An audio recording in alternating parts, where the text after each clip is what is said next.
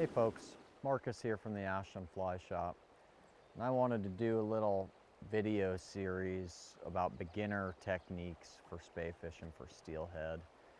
And I just want to say off the bat, this is just stuff I do and stuff I think about when I'm fishing and helping beginners. There's a lot of people out there that have been doing this a lot longer than me, and they might have some other tips and tricks, and all that stuff is worth paying attention to. But one thing that I think about right off the bat is approaching water. And coming from Montana, doing a lot of trout fishing, the main difference that I see when I approach a steelhead run is with a single hander in a trout situation.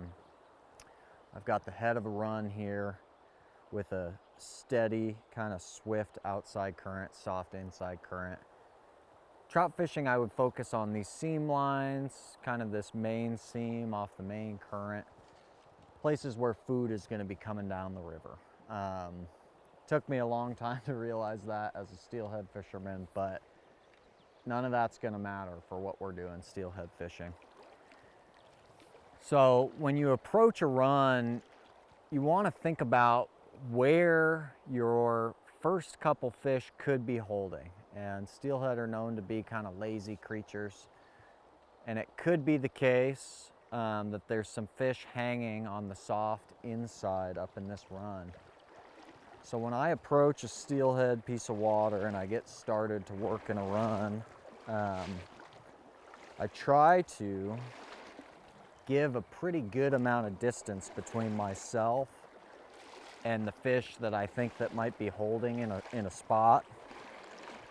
And I try to not make a whole bunch of noise.